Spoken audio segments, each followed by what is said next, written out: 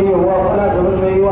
तो आयशा रज़ियल्लाहु ताला अन्हा ने माओ से कहा, मेरा हुजूर का एक राज है जो कभी तुमको बताऊंगी नहीं। समझ गए भाई? अब जब माओ के सामने कहा तो लहजा तो माए कहने लगे, तेरा हुजूर का एक राज है, तू भी नबी की बीवी, हम भी नबी की बीवी है, क्या राज है बताओ? फिर ये बताऊंगी। मांगा चला वो माए कहने लगे, नहीं बताना पड़ेगा, बताना पड़ेगा, बताना पड़ेगा, क्या राज है बताना पड़ेगा। फिर आयशा ने कहा कि एक मरतबा हुजूर सल्लल्लाहु अलैहि वसल्लम ने मुझे करीब करके अपने हाथों से खजूर दी और कहा, आयशा मेरे हाथ से तुझे दे रहा हूँ, तो किसी को बताना मत। ये इतना मुझे उस वक्त से अच्छा लगा, उससे हुजूर ने मेरे साथ मामला किया। तो माओ ने कहा, वो तो हमको भी दी थी, तुझे अकेले में नहीं दी थी, वो तो हमको थी उसके अंदर, हमको भी दी थी। तब क्या करी थी, किताबों में के पास आई, साहबा ने गई, वहां से वहां गई, वहां से वहां गई, वहां से वहां गई, फिर गाड़ी आगे चली। इसे कहते हैं हिकमत। आप सल्लल्लाहु अलैहि वसल्लम कहते, इसलिए दावत के काम वाले के लिए सबसे बुनियादी चीज है शफकत, दूसरा अखलाक, तीसरा हिकमत। निभाग में दिल में कुछ जुबान को ना ना ना ना खत्म हो गया, हमारा मामला खत्म हो जाएगा।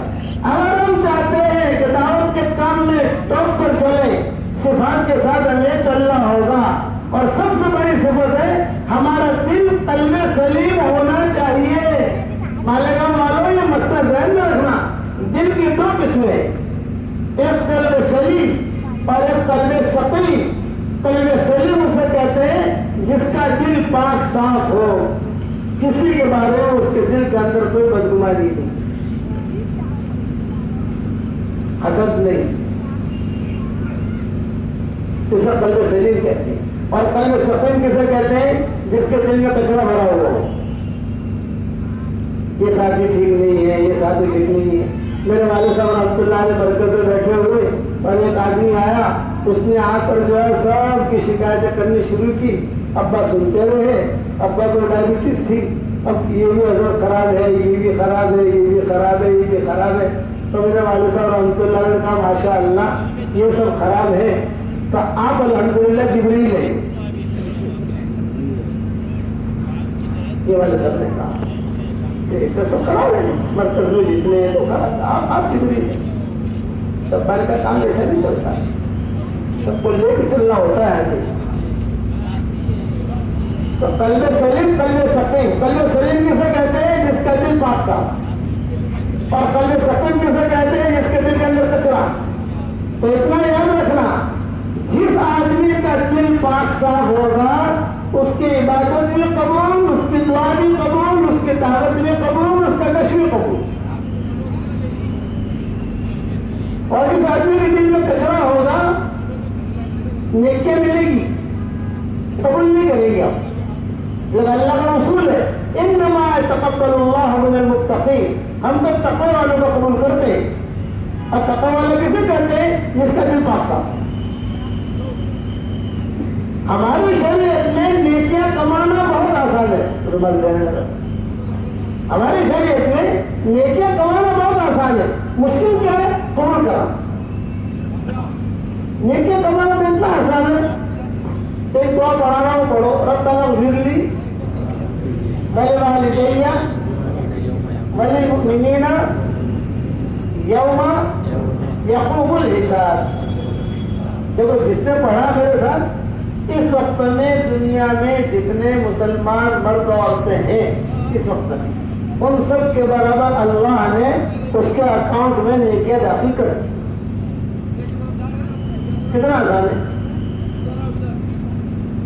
मेरी जो किताब छपती है या जो मेरा कुरान का तर्जुमा आता है, जो भी, मैं सबसे पहले ये दुआ हाईलाइट कर लेता हूँ शुरू से लेके ऊपर। कम से कम एक मरतबा पढ़ेगा हो तो नेकियां तो आ जाएगी। हशर के मैदान में ये मैं नीचे उतरने बात कर रहा हूँ, किताब लिखते हैं मैंने आज उलमा ने लिखा है। तो हुज़ूर सल्लल्लाहु अलैहि वसल्लम ने फरमाया, मन इस्तग़फ़र लिल-मुमिनीन वल-मुमिनात, ये हदीस के जुमले। तो आदम अलैहिस्सलाम के ज़माने से लेकर क़यामत तक के आने वाले मुसलमान मुराद होंगे। तो उसमें इंसान में जिन्नात भी मुराद होगी। मैंने वो कौन छोड़ दिया। अब बाद में लिखा है मैंने जब ये दुआ मांगते था तो सत्तर खाली मर्द और इंसान नहीं जिन्नात भी मुराद होगा। मैंने जिन्नातों को छोड़ दिया, सिर्फ इंसानों को लिया। पक्की ठक्की बात। अब इतना नीचे कमाना आसान है हमारे शरीर में, कितना आसान है। मियाँ बीवी एक दूसरे की तरफ मोहब्बत की निगाह से देखें और दोनों मुस्कुराएं, मोहब्बत की निगाह से देखें और दोनों मुस्कुराएं तो अल्लाह भी मुस्कुराते हैं। घर जाकर अमल कर लेना भाई। और फिर ये कहते हिम्मत क्या ना कि बापू आए थे, उन्होंने कहा तुम्हें मुस्कुरा रहा हूं लेकिन तेरी मेरी लड़ाई जो है वो तो है, ये मत करना भाई।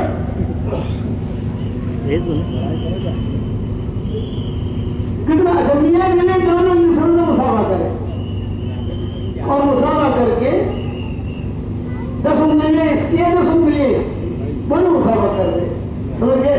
तब तो गुना इनके हाथों से इनको उंगलियों से ऐसे झड़ते हैं जैसे नल का नल खोलता पानी कैसे धर धर धर धर नीचे आता है, ऐसे गुना झड़ते। नेकियां कमाना, दोनों माफ कराना, ये हमारी शरीयत का आसान नुस्खा है। महंगा नुस्खा क्या? कबूल कराना। एक सजदा बोल गया महाराज यशुदाराम तुलाने फरमाते थे, एक गश्त कबूल हो गया या अल्लाह में आलम के हिदायत के फैसले करा देगा। एक गश्त ये इतनी ऊंची चीज है, लेकिन आज मसला है हमारे दिन महंगा हो गई। ये कुलूब में हमारा फसाद हमारा था, इसलिए दुआ मांगते थे अल्लाह मताहिर कुलूबना मिनन निफाक, ऐ अल्लाह हमारे दिल को तू निफाक से पाक रख। आप कहते थे साहबा को मेरे सामने किसी के बारे में कोई बात मत शिकायत मत करो भाई, मैं चाहता हूं कि तुम्हारे पास आऊं, मेरे दिल में कोई बात नहीं होनी चाहिए। अगर सफिया का इतना बड़ा मसला होगा जिंदगी में हुजूर ने बात याद नहीं लगी तो तूने ये किया था, ये क्या बातें इसी बढ़ती। तो हिकमत और अखलाक, हिकमत पर मैं ऐसा भी मसला सुना है, 2 डाकुओं का मसला सुनाता हूँ। आप सल्लल्लाहु अलैहि वसल्लम ने हिजरत के इरादा किया तो हुजूर पहले तो सिद्दीक़ अकबर हुजूर के पास आए और हुजूर के पास आकर कहा गजब में बहुत परेशान। तो क्या परेशानी है? तो मैं मेरी बच्चियां हैं, बाप भी मेरा बूढ़ा है, अब मुताफा और बहुत परेशानी है। अब जो है मुझे आप मक्का वाले बहुत परेशान कर रहे हैं, आप मुझे इजाजत दे दें मैं हबशा की तरफ चला जाऊँ।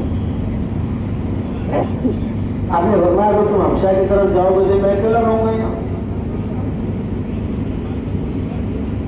अब मक्का में अकेला।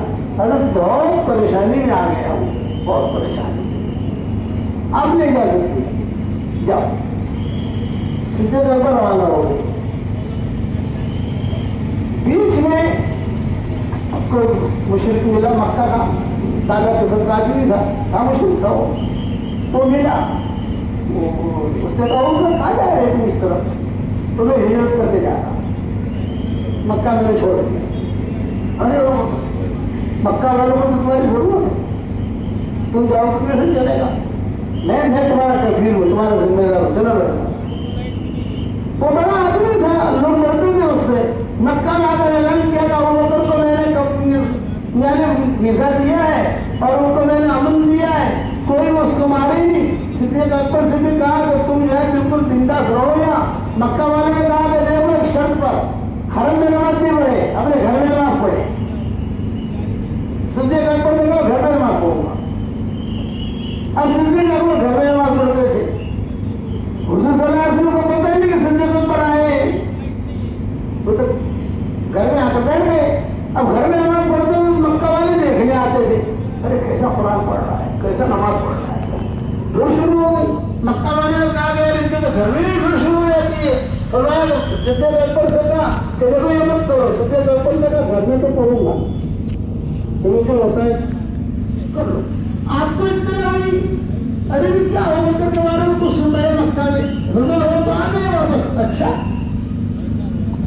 अब मैं ऐसा की रिवायत है अगली, मैं ऐसा कहती है कि दोपहर का वक्त था और आमतौर से हुजूर सल्लल्लाहु अलैहि वसल्लम हमारे यहाँ दोपहर के वक्त तशरीफ नहीं लाते थे,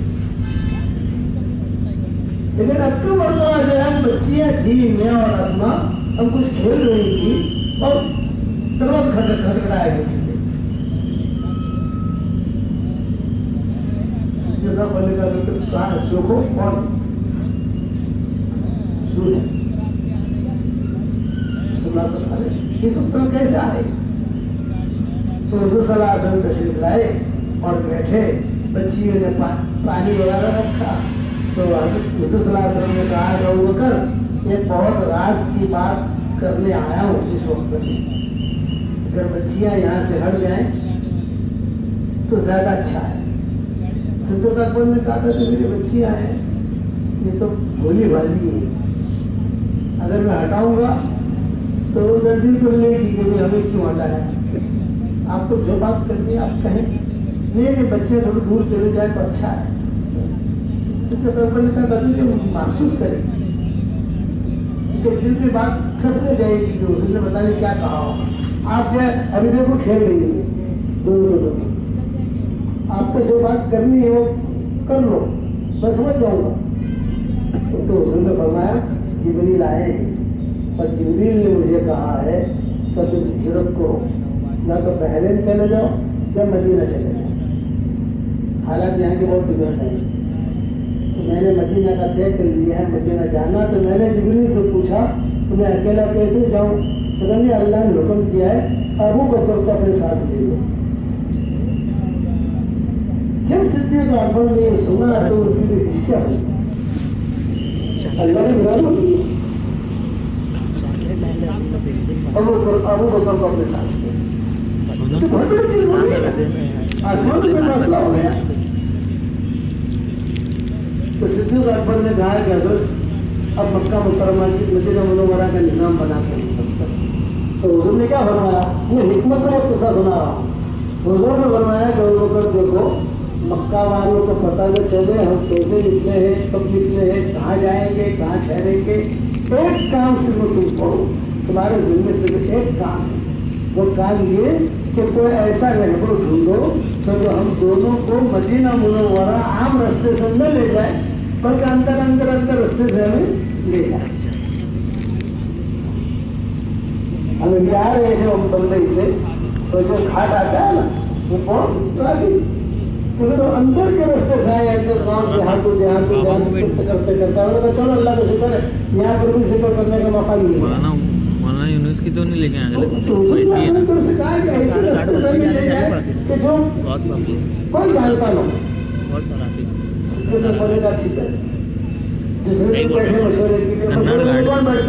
बड़ी गाड़ी बंद हो गई ना, मस्त हो जाए। और तो है ऐसे तो जा चुके थे, ऐसे तो पहले और हर सभी जो है ये बात में गए थे, अंग्रेजी जो ये बात में गए थे, ऐसे तो पहले चले गए थे।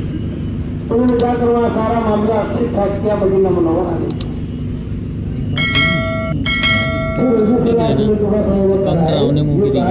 मामला सब हल हो गया। दो रुपया मैंने संभाल कर रखी थी हिजरत के लिए, एक मैं आपको हदिया कर रहा हूँ, मेरे लिए आगे बढ़ने में हदिया करूँगी। ये तो हिजरत का सफर है, ये तो हिजरत का सफर है, पैसे जमा कर, इसका पैसा दूंगा। अभी मेरे पास पैसे नहीं है, लेकिन कीमत चुकाऊंगा मैं, ये हुजूर ने फरमाया। अपनों को जमा करना पड़ेगा ना। थोड़ा आपको आदमी मिला तो सिद्दीक़ अकबर ने इस तरह से कहा कि मक्का मुकर्रमा में कोई आदमी ऐसा नहीं है जो हमें चुपके से अलग रास्ते से मदीना मुनव्वरा पहुंचाए। एक लड़का है, एक लड़का अब्दुल्ला इब्न उरैक़िक़ उसका नाम आता है, या कोई तो नाम और यही नहीं मालूम है, तो इब्न उरैक़िक़ उसका नाम है। और ये ले जाएगा, लेकिन वो मुशरिक है। आपने बताया कोई बात नहीं, इजाजत दे दी हुजूर ने। अगर वो सब तो हुजूर इजाजत न देते ना तो किसी मुशरिक की कार में बैठना हमारे लिए जायज नहीं होता। मुशरिक पायलट होता तो नहीं कर सकते, तो वहाँ जहां से इस्तेमाल करते हैं हुजूर का कोई मुशरिक कोई बात, तो उसका वजन उसके साथ है, हमारा वजन हमारे साथ है। ले लो उसको साथ में। तो उसको बुलाया, ले जाएगा तो ले जाऊंगा, किसी को पता नहीं चलेगा, किसी को पता नहीं चलेगा, लेकिन एक शर्त है सर, मैं आपको पगडंडे पर मदीना तक पहुंचा दूंगा, वापस लगाऊंगा, इतने पैसे लूंगा, लेकिन बीच में दो डाकू आते हैं, वो दो डाकुओं के साथ मेरी तो दोस्ती है, मुझे तो कुछ कहेंगे नहीं, लेकिन आपका रिस्क है, अगर छुट गए तो छुट गए, मार दिया तो मार दिया, लोग लग गया पूरा पीछे गिर जाऊंगा, मारी डालेंगे ना तो ऐसा। बुजुर्ग की हिकमत देखो, हिकमत का सवाल है। आपने क्या फरमाया? खुद जब आपने फरमाया कोई बात नहीं, सिद्दीक़ अकबर ने कहा हज़रत आप तो कहते हो कोई बात नहीं, वहाँ जंगल के अंदर कौन देखेगा हमको, आप समझेंगे नहीं, आपने तो कह दिया कोई बात नहीं, कि जंगल में कौन देखेगा हमको, तो उसने फरमाया अल्लाह देखेगा। सफर शुरू हुआ, अंदर सफर शुरू हुआ तो सामने पहाड़ था, छोटे से पहाड़ियाँ थी, वो आया, उधर तक जो उसने कहा कि देखो मैं जा रहा हूँ, मुझे कुछ पूछेंगे, मेरी सेटिंग है इनके साथ, मेरी सेटिंग है, मुझे कुछ बोलेंगे नहीं, मैं जो उनको दे देता हूँ, हम जाता हूँ तो मुझे भी बोलते हैं, मुझे पहचानते ही, लेकिन आप थोड़ा सा इतना संभाल लो, फिर आगे मिलेगा होगा। और उसने ये भी कहा मैं आगे चलकर एक दरख्त के नीचे बैठा हुआ हूँ, आपका इंतजार कर रहा हूँ, आपने बोला ठीक है, और ये हम उधर ले टेंशन में, जब दोनों के दोनों निकले वहां से, तो उन दोनों डाकुओं ने तलवार रख दी है, नहीं जा सकते आप दोनों, पैसे लाओ, सामान दिखाओ, मक्का से निकले हज़रत अली को ले आगे। अब आप हिकमत वाली बात कर रहे हैं, इतना अंदर का आगे आपने ये भी कहा मेरा से अल्लाह की मदद है, तो कुछ नहीं कर सकते, हालांकि पहले तौर पर अल्लाह की मदद है हुजूर के साथ, लेकिन आपने जुड़े नहीं कहा, आपने क्या कहा, बोल तुम दोनों ठीक करेंगे, तो बताओ दोनों का नाम क्या है, तो दोनों ने कहा मुहानान, बुखारी में है लेकिन ऐसा नहीं, मुहानान का मतलब जलील हो, लेकिन ऐसा नहीं। तो आपने जवाब दिया ला ला ला बलन तुमा मुकरमान, तुम तो इसी पाले में हो, तो दोनों ने कहा कि इसी में हमें इसी पाला कहा ही नहीं है, पूरा हिजाज हमें जलील लोग कहते हैं, जल्लत वाले लोग, आपने बोला बलन तुमा मुकरमान, तुम तो अच्छे लोग हो, इसी पाले लोग हो, तो दोनों डाकुओं ने तलवार रख दी और हुजूर सल्लल्लाहु अलैहि वसल्लम का सामान भी उतारा और कहा आइए आइए अंदर आइए, खाइए पिए, पानी पीजिए, दूध है हमारे पास बकरी का, दूध पीजिए, ये इसे कहते हैं इनफाटिल लती ही हसन फेरे लगी बैन कौमिन लव अदावतुन कान्नहु वलियुन हमीम। ये अच्छी तरीके से बात करो, जातिल उम्मीयत ही हसन, ये बात समझा नहीं, ढंग से कहो, हुजूर ने ढंग से बात की, वो दोनों के दोनों और हो गए, बिठाया, फिर हुजूर ने उनको दावत, इस्लाम की दावत पेश की, दोनों मुसलमान भी हुए, और मैं दोनों को हुजूर ने कहा मैं तुम्हें मदीने की दावत देता हूँ, तुम मेरे पास मदीना मुनव्वरा आओगे, वहां पर मेरे साथ भीड़-भाड़ बहुत होगी, लोग बहुत होंगे, तुम खाली दरवाजे पर आकर जोर से कहना नहनु मुकरमान, नहनु मुकरमान, नहनु मुकरमान, मैं समझ जाऊंगा, अरे वो आए हैं दोनों, तो दोनों को तुम दोनों को अंदर बुला लूंगा। अच्छा कौन था ना अब्दुल्लाह बिन उमर, वो तो दूर खड़ा हुआ था, ये दोनों डाकू निकले, भाई आजा, भाई नहीं आता नहीं आता, वो घबराना था कि कहीं पता न करे, दोनों में क्या हुआ तो कुछ पता नहीं है, भाई तू यहाँ आजा, तू भी खा ले, तू आजा, तो मैं नहीं आता, एक जाकर ले आया, फिर तू चल इनके साथ, तू भी खाना खा, ये तो अच्छे लोग हैं, ये सब तुम जाकर जो है मामला हल हुआ, आपने ये हिकमत बरती और आपने ये अखलाक बरते, मदीना मुनव्वरा पहुंचते 10 से 15 किस्से हुए जो मैं बयान में कह चुका हूँ, आखिर में किस्सा हुआ बुरैदा असलमी का, आखिर में मक्का वाले ने ऐलान कर दिया, ये कहा अगर कोई नहीं लाए, पकड़ के लाए, हम उसको जो बहुत उठनी लेंगे, उठनी का मतलब BMW 100 उठनियां देंगे, यानी 100 BMW देंगे, ये उठने की कीमत होती थी, और पहुंच गए, बरना असली में 70 आदमी को लेकर पहुंच गए, मुझे समाज में तबाह के तरीके में घेरा डाल दिए BMW ले और बड़े रास्ते में हुजूर के पास तलवार लेकर खड़े हो गए। तो आपने क्या कहा? सिद्दीक अकबर घबराए। सिद्दीक अकबर से हुजूर ने कहा ला तहज़न इन्नल्लाह माअना। सारा मसला अल्लाह ने हल किया, अल्लाह ये भी हल करेगा। तुम्हारे सामने तो सिद्दीक अकबर इशारा दिन क्या कह रहे थे? पूरा समंदर तेरे किनारे पर आकर डूबे। समझ गए ना? पूरा समंदर किनारे पर तेरा आकर समंदर डूबे। ये डूब किनारा है। किनारे पे आ अब बड़े रास्ते में तलवार लेकर आ गए। आपने फरमाया भाई क्यों आए हो? ये फरमाया कि 70 आदमी है तो सबके हाथ में तलवारें हैं, हम तुम दोनों को कत्ल करेंगे और मक्का वाले हमें उठने देंगे, हम इसलिए आए। सब बातें हुजूर है, अबू बकर है और वो लड़का है अब्दुल्ला भी हो गए थे। अगर सोल भी चले थे लेकिन सोल भी पीछे रह गए थे। रबे हल बे अबा यहया, रबे हल बे अबा यहया। अगर सोल रूमी उनके पास आए थे, कहा हजरत मेरे को जैसे भनक पड़ी है कि आप और वो लोग दोनों हिजरत पे जा रहे हो तो मैं भी साथ चलूं। आपने फरमाया भाई देखो हम तो चुप्पे से जा रहे हैं, तो हमारे साथ कुछ चलो, फला जगह आकर मिल लेना, वहां से साथ चलेंगे। लेकिन वहां जाकर वहां पहुंचते मक्का वाले पकड़ लिए, भैया पकड़े गए। हुजूर सल्लल्लाहु अलैहि वसल्लम नहीं पकड़े गए, ये निकल गए। तो बड़े रास्ते में अब हुजूर क्या कह रहे हैं? वो कह रहे हैं हम तो कत्ल करने आए, नक़्तुला कुमा वला खुज़मीतुना कामिल अहल मक्का। 100 उठनियां मिलेंगी हमको, हम दोनों को आप दोनों को कत्ल करेंगे। आपने क्या कहा? अखलाक, हिकमत। अच्छा भाई तुम कत्ल करने आए हो लेकिन अपना नाम तो बताओ। तो मेरे रास्ते में गुस्से में कहा डरेगा। فالتفت الرسول إلى أبا بكر وقال يا أبا بكر لا تخف ولا تحزن قد برد لنا أمرنا। हुजूर सल्लल्लाहु अलैहि वसल्लम अबू बकर की तरफ मुतवज्जे हुए और कहा अबू बकर टेंशन मत लो, हमारा मामला ठंडा हो गया। ये आपने कहा। फिर आपने दूसरा सवाल किया बोले ना तुम्हारा आइला कौन सा है? खानदान असलमी। फलतफत रसूलुल्लाह अबा बकर या अबा बकर ला तखफ वला तहज़न कद सलिमना। मसला हल। और अगर टेंशन मत लेना हम महफूज हो गए। आइला ऐसे कौन सा है? तीसरा सवाल। तो मैंने कहा असोरी। फलतफत रसूलुल्लाह अबा बकर वक़ाल या अबा बकर ला तखफ वला तहज़न, टेंशन मत लो अबू बकर, सहमुहुम इंदना ऐ हिस्सतुहुम इंदना। तो उन्होंने असलमी ने कहा कि मोहम्मद क्या बरदलना अमरना सलिमना हिस्सतुहुम इंदना, ये क्या?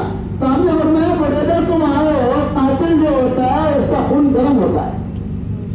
तुम्हारे नाम से ठंडक टपक रही, तुम्हारे नाम से सलामती टपक रही, तुम भले आदमी हो, तारीफ की।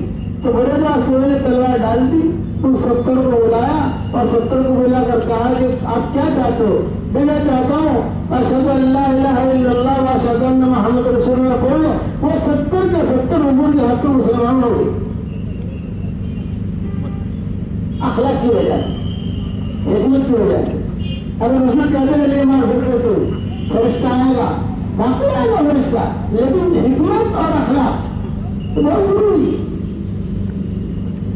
अब जब चले तो मेरे असलमी ने कहा कि हजरत अब अल्लाह के नबी तो आपका तो झंडा होना चाहिए। अब बोल हमारा काम झंडे का तो है नहीं, समझे ना, हमारा तो सीधा साधा काम है। तो हुजूर का अमामा लिया मेरे असलमी ने और आगे तलवार ली हुजूर की, हुजूर का अमामा लिया, अमामा लेकर झंडा बना के आगे चले। हुजूर को बहुत पसंद आया। काम ने बोलवाया मुरादा मैं तुझे एक दुआ इसे सिखाता हूँ जिससे अल्लाह मोहब्बत करेगा उसे पढ़ने की तौफीक देगा, और जिससे अल्लाह मोहब्बत नहीं करेगा अल्लाह उसे पढ़ने की तौफीक नहीं देगा। मालिक हमारे आपको सिखा दूंगा दुआ भाई।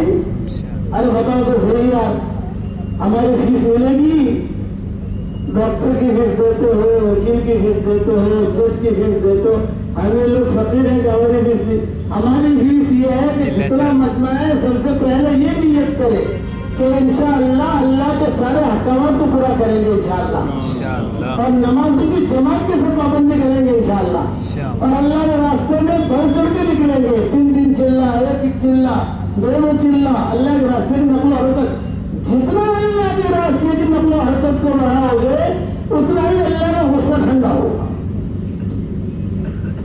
तो मुझे सलाह का अल्लाह का दुआ, क्या मैं तुझे एक दुआ न सिखाऊं बेटा कि जिससे अल्लाह मोहब्बत करता है उसे पढ़ने की तौफीक देता है, जिससे अल्लाह मोहब्बत नहीं करता अल्लाह उसे पढ़ने की तौफीक नहीं देता। बड़े कहने कहा अल्लाह या रसूल अल्लाह, अल्लाह के नबी मुझे सिखाइए, तो उसने दुआ उनको सिखाई। बोलो मेरे साथ, अल्लाहुम्मा इन्नी दाईफुन फक़र्र फी रिबाता काफी वख़ुज़ इलल खैर बिनासियती वजअल इस्लाम मुंतहा रिबाई अल्लाहुम्मा इन्नी दाईफुन फक़र्रनी वइन्नी ज़लीलुन फअइज़्ज़नी वइन्नी फ़क़ीरुन फ़अग़निनी या अरहमर राहिमीन। ये मैंने मुख्तसर और मेरी किताबों में लिख भी दिया हवालों के साथ, जो मेरी किताबें हैं ये बिखरे मोती में इधर उधर की दुआ मैंने लिख दी। पूरे हदीस के खजाने में ये रिवायत इम्मान आयशा व इम्मान बुरैदा मुझे को सिखाई थी, औरतों ने तो आयशा को सिखाई थी और मर्दों ने उसे बुरैदा को सिखाई थी। बात कर लोगे दुआ इंशाअल्लाह। अब मुझे बताओ कि अल्लाह के रास्ते की नकल हरकत करनी है कि नहीं करनी, इतना बता दो बस। अरे बताओ तो सही, मैं ज्यादा लंबा बयान नहीं करूँगा, बहुत थका हुआ हूँ। 3 बजे का निकला हुआ हूँ, समझ लो आप, तुम्हारे माले का आने के लिए। ये मजलिस हमें करनी थी, तो सिर्फ हमारी दूसरी मजलिस है। मैं तो सिर्फ इतना चाहता हूँ, मेरी ख्वाहिश है कि अल्लाह ताला हमें वो दिन दिखाए मालेगांव के लिए कि मालेगांव में 100% मर्द औरतें नमाजी बन जाए। उसके लिए दावत का काम है, दूसरा भी काम है। मैं एक बात बताऊँ, हमारे उलमा भी है सब है, वो कहेंगे हम दावत का काम है ना, हम ऐसा नहीं कहते।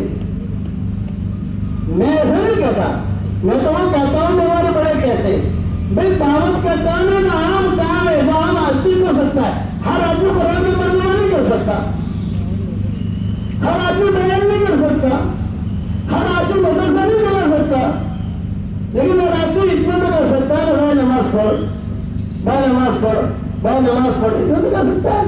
इसलिए मैं दावत का काम ये सीधा साधा है, इसलिए दावत के काम का आदमी अपना काम बनाए, हालात आए झेल ले, जुबान की हिफाजत करो, मोहब्बतों के साथ चलो, अखलाक के साथ चलो।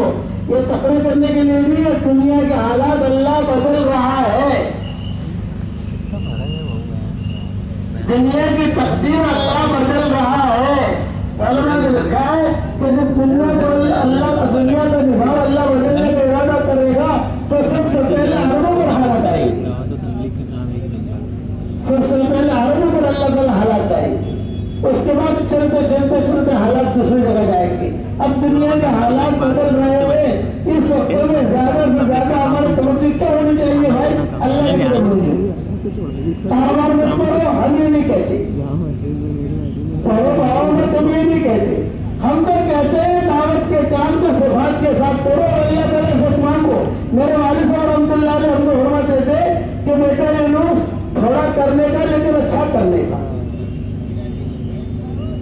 ये कहते थे कि अल्लाह के यहाँ क्वालिटी लिखी जाती है, क्वांटिटी भी लिखी जाती है। और हमें अपना किस्सा सुनाते थे हमारे वाले साहब रहमतुल्लाह से कि मैं 1960 में मिस्र गया और वो झुंझुनू सुनाते थे। अब्बा 1960 में मिस्र गया, उस वक्त मेरी उम्र 5 साल की थी, मेरी उम्र तो छोटा सा था, और हम मिस्र गए। जब मिस्र गए वहां तो वहां किसी ने हमारी बात सुनी नहीं। मजमा है जाओ उलमा मिनल हिंद, जाओ उलमा मिनल हिंद,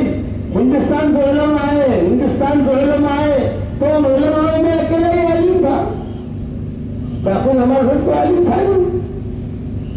अब मुझे बड़ी शर्म आ गई तो मुझे बयान के लिए खड़ा करे अरबों में मिस्री लोगों में बयान करना कोई आसान नहीं यार।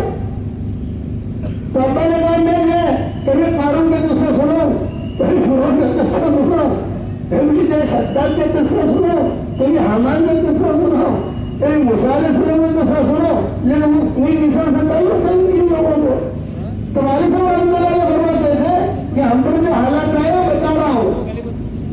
एक मरतबा हमने बहुत मेहनत करके तश्कील करके लोगों को जमा किया और मशहूर हो गया, जाओ उलमा मिनल हिंद, जाओ उलमा मिनल हिंद। अब मैं खड़ा हुआ तो मुझे खांसी हो गई थी, तो मैं खांसू और बयान करूं तो अरबों गया खांसते खांसते बयान करने गया है। अब हमें बताएंगे कि हिंदुस्तान में तो कोई ऐप है ही नहीं कोई चीज, जैसे बात करनी हो करो, लेकिन वहां तो उसको बहुत मायने समझते हैं। अब बड़ा परेशान, तेरा तरफ वहां से उठा, एक वहां से उठा, एक वहां से उठा, एक वहां से उठा, सारी मस्जिद खाली हो गई। सिर्फ एक बड़े मियाँ सामने बैठे हुए थे, 80 साल की इनकी उम्र थी, तो सामने बैठे हुए मैं बयान कर रहा था और वो सर हिला रही थी। तो मैं समझ रहा था, मैं खुश हो रहा था कि चलो कुछ समझ रही थी, सर हिला रहा था वो। अच्छा मेरे दिल में आया कि यार एक आदमी है, क्या करूं मैं, बयान करूं या छोड़ दूं? तो मेरे दिल में नहीं हुआ तो एक आदमी को क्या हुआ, अल्लाह की बात कहनी है। तो 2.5 घंटा मैंने बयान किया, मैं खड़ा हुआ और बैठा हुआ। अब्बा कहते हैं 80 साल की उसकी उम्र, 2.5 घंटा वो बैठा रहा और 2.5 घंटा मैंने खड़े खड़े बयान किया। हमारे जमात के साथी थे वो भी खाना पकाने चले गए। अब बेचारा खाना पकाने चले गए, मैं उसको समझा रहा हूँ और वो अकेला बैठा हुआ और मैं खड़ा हुआ। फिर मैं बयान के बाद हमारे यहाँ तश्कील होती है, मैं उसके सामने बैठ गया, मैंने मुसावे के लिए हाथ बढ़ाया, उसने मुसाफा किया। फिर मैंने उसको कहा कि चाचा हमारे साथ अल्लाह के रास्ते में 4 महीने के लिए मिलो, तो उसने अपने कान की तरफ इशारा किया, मैंने कुछ सुना ही नहीं, गहरा था वो। ये अल्लाह किससे सुना देगा मिसर का बेटा ही घंटा इशारा यार, तो मेरे डर में बेटा यार 2.5 घंटा मैंने बयान किया, पसीना पसीना हो गया मैं। अगर देखे तेरी उम्र 5 साल की थी, मुझे कहते थे तो तेरी उम्र 5 साल की थी और मेरे साथ ये मामला हुआ, तब लेकिन फिर मैं हारा नहीं। अब्बा कहते थे मैं थका नहीं, मैंने उसको जो है समझ लिख कर समझाया, बाहर ले जाकर समझाया कि उम्र का ऐसा होता है, खुशी से रिश्ता ऐसा होता है, ये होता है, ये सारी चीजें मैंने उसको समझाई। लेकिन मिस्र में कोई आदमी हमारे साथ निकला नहीं, बस वही है कि असम अबकम, असम और अबकम क्या मतलब कि गुंडा भी है, बहरा भी है, कुछ सुनता भी नहीं, लेकिन उसने इशारे समझे सब समझा बुझाकर जो अच्छी तरीके से पैक करके हमने कागज चलेगी। 1.5 साल गुजारने के बाद मराकश, जजायर, तुनिस, स्पेन, 1.5 साल गुजारने के बाद हम जब वापस लौटे मिस्र में, तो हमने कहा कि यार कहाँ जाए, वही मस्जिद का पता मालूम है हम लोग, और तो मस्जिद का पता तो मालूम है नहीं। वहां गए तो वो जो असम हुक्म था ना बयानिया, वो बैठे हुए और 50 आदमी उसके सामने बैठे हुए और हमारी जमात के बारे में मशवरा कर रहे थे कि वो शेख उमर की जमात आने वाली है तो उनको कैसा इस्तेमाल करेंगे।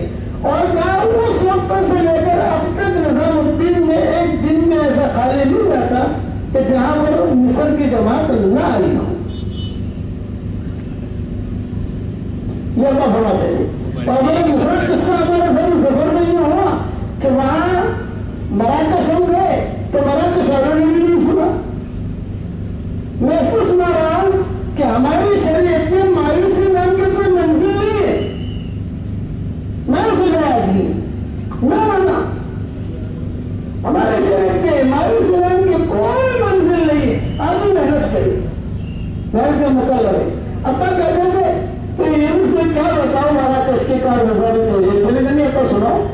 फिर तो अब्बा जो मजबूर कहते हैं सुनाते थे, शेख को भी सुनाते थे, हजरत जी को भी सुनाते थे। तो अब्बा कहते थे कि हम लोग जो है ऐसी मस्जिद मराकश में पकड़ते थे कि मस्जिद इख्तियार करते थे कि मस्जिद हो और सामने बस स्टेशन हो। बस पर लोग आते हैं जाते हैं, अपना नाश्ता वाश्ता लेकर वहाँ चले जा रहे, नाश्ता वाश्ता करावे और फिर लोग आवे तो उनसे अल्लाह रसूल की बात करें और फिर नमाज पढ़ने के लिए मस्जिद पे आ जावे। कहीं होटल तो थी नहीं। अब कहते हैं नौजवान आया, गाड़ी मुंडा आगे खड़ा हो गया, मैंने ऐसे मुसावा क्या हो तो उसने जो है मुसावा भी ऐसे ठीक है तुम लोग हिंदुस्तान के फकीर हो, ये आए हो, हिंदुस्तान में तुम्हें लोग बहुत मारते हैं, इस तरह की बातें उसने की। उस समय में चाइना का और हिंदुस्तान का मसला चल रहा था, वो दौर के अंदर 1960 में। अब तक कहते हैं मैंने उसका समय इतना था, उसका नाम था हमदानी, का नाम था हमदानी। अकेले मैंने उसको इतना कहा कि वो लोग भी गाय यहाँ बैठे थे, अभी कहीं गए तुम रात को जब आओ तो 10 मिनट के लिए हमारे पास भी आ जाओ, आपका घर तो करीब है। वो आया हमारे पास, हमने उसका एहतराम किया, करीब हुआ, फिर जो है हमने उसकी तश्कील की। तश्कील जब की तो अल्लाह के रास्ते, अच्छा तश्कील करने के लिए पासपोर्ट लेने में गया उसके घर पर। जब उसके घर पर गया पासपोर्ट लेने के लिए तो उसकी माँ निकली, भाई क्यों आए हो? ये तो हमदर्द का पासपोर्ट चाहिए था कि हिंदुस्तान का वीजा ले ले ताकि उसको हिंदुस्तान भेजे मर्द निजामुद्दीन। तो वो सोचते मेरी तो ऐसी शामत हुई, वो औरत ने अंदर से डंडा लिया और मारने के लिए दौड़ी, मैं आगे वो पीछे और सारे अरब देख रहे हैं कि एक हिंदी है वो आगे एक अरबन है वो पीछे डंडा लेके जा रही है। जो मुझे डर दिया लगा कि यानी ये मारने के लिए क्यों आ रहे, मेरे बेटे को क्यों ले जा रहा हूँ हिंदुस्तान, मेरे बेटे को क्यों ले जा रहा हूँ हिंदुस्तान में तो ये हालत है। क्या कहता अल्लाह अल्लाह करके मस्जिद में आ गया। थोड़ी देर के बाद हमदानी आया, हमदानी रहमतुल्लाह अलैह। उसने कहा शेख माफ करना, मेरी माँ को पता नहीं था कि तुम कौन हो, मैं हिंदुस्तान चलने के लिए तैयार हूँ। तो अब्बा ने कहा भले उसने मेरी जो मामला किया लेकिन तू अगर हिंदुस्तान आता है तो मेरा आना यहाँ फायदेमंद हो गया।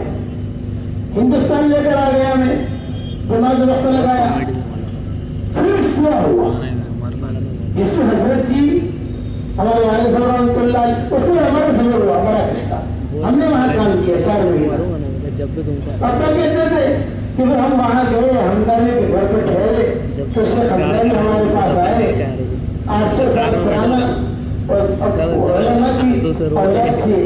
शेख हमदानी ने कहा हमारे सामने ये किस्सा मैंने खुद ही सुना है, तो बयान आया नहीं है ये किस्सा, अब्बा से नहीं सुना, हमदानी से नहीं सुना। फिर हमदानी हमारे साथ रहे, ये कहा क्या जब ये शुरू हुआ ये सारे का सारा मामला तो एक किताब हमारे पास हमारे बाप दादा के जमाने से चली आ रही थी, उसके आखिर में लिखा हुआ था इन्नल्लाह क़द सयुअय्यिद हाज़ा दीन मुबारक बिअस्माए हाउलाए रिजाल।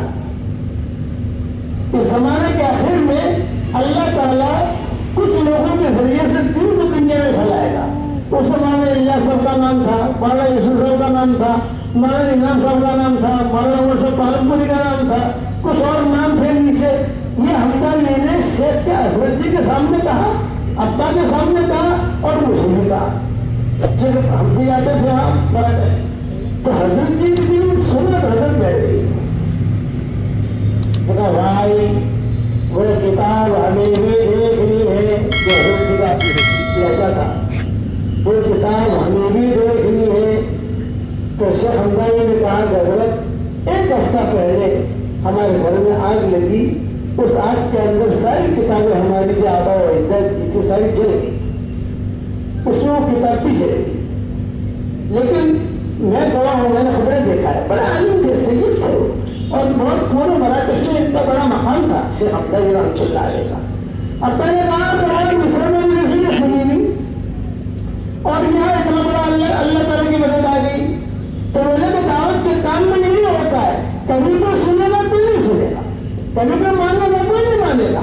तो फिर तौसीफ कहते हैं मैं हुजूर से सीख कर मेरे अब्बा के पास आया तो अब्बा ने जो है मेरी बात कबूल कर ली, बीवी के पास गया तो बीवी ने कबूल कर ली, मैं खुश हो गया, अरे बाप ने मान ली, बीवी ने मान ली, बाहर निकला तो कबीले का सारे लोगों ने पिटाई करनी शुरू कर दी और पिटाई करने वाले में अब हुरैरा भी थे। अब हुरैरा कबीले दोस्त थे, वो भी थे, लेकिन अल्लाह ने मेरे साथ क्या किया ये तो हुरैरा कहते थे। सुनो अल्लाह ने मेरे साथ क्या किया। अब हुरैरा कहते थे तो तुफैल को मारने वाले में मैं भी था, तुफैल इब्न अमर दोस्त को।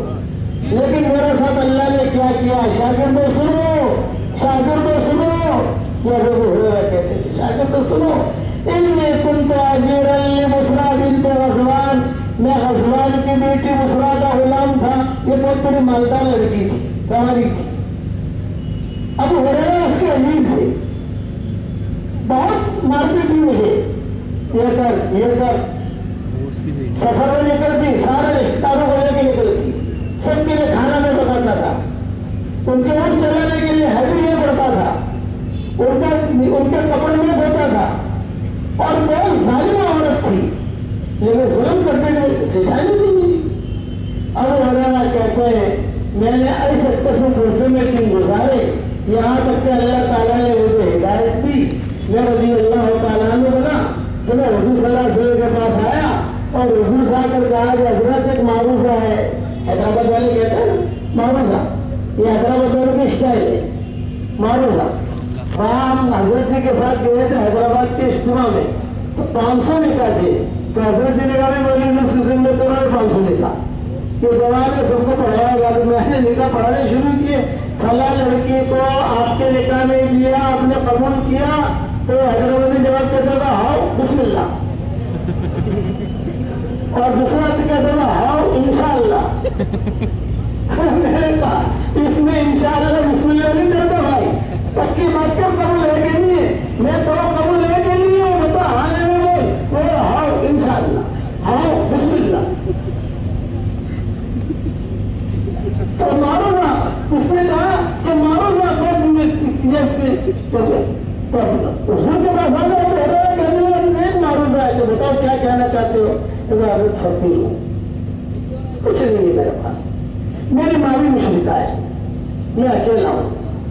कहा मेरे लिए बरकत की दुआ करें, तो हुजूर ने मुझे मुट्ठी में खजूरें दी, ले खाते रहना, खिलाते रहना, देखना मत, गिनना मत, पैसों को ज्यादा गिना नहीं जाता, पैसों को ज्यादा देखा भी नहीं जाता, खुद आदमी की भी नजर रखती है। अरे माला का माना समझे भी माल गाँव, ये माल गाँव है, खाइए देखो, खाते रहना, खिलाते रहना, देखियो मत, गिनियो मत।